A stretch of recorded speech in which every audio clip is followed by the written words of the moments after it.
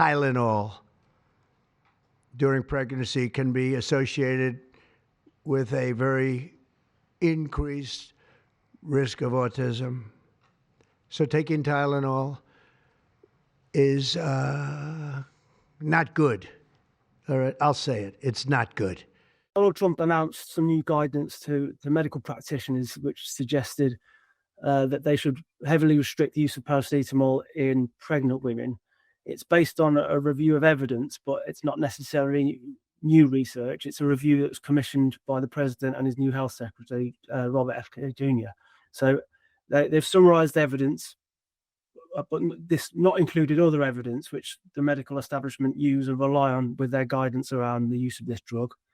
So their guidance in the US now deviates from much of Europe and the rest of the world in advising against use of paracetamol for pregnant women. There's been pushback on this from within the US and elsewhere. The scientific community in the US are quite staggered by it, but elsewhere it poses a light on medical regulators around the world, because the US is such a leading light with a lot of things.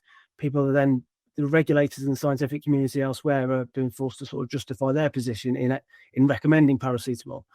The scientific evidence so far suggests that there's not enough evidence to suggest that there's a causal link. Some tenuous evidence suggests that some women who tend to take paracetamol may be at slightly higher risk of having a child with autism, but this is affected by what we call confounders, and it's based on observational research.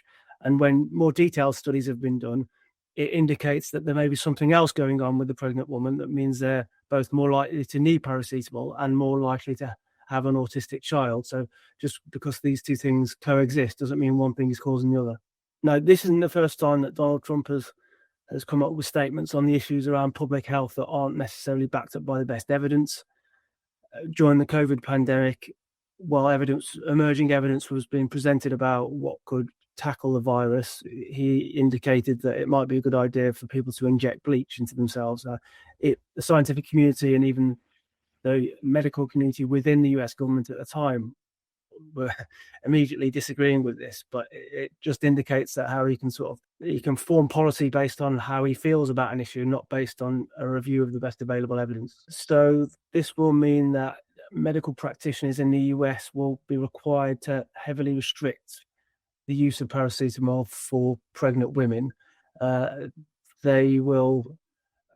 Donald Trump suggested that it should only be used in extreme cases. Up until now, the drug is one of the most common painkillers in the world and deemed to be one of the safest. So the impact of this will mean many thousands of pregnant women in the US will not take paracetamol when they're suffering a fever.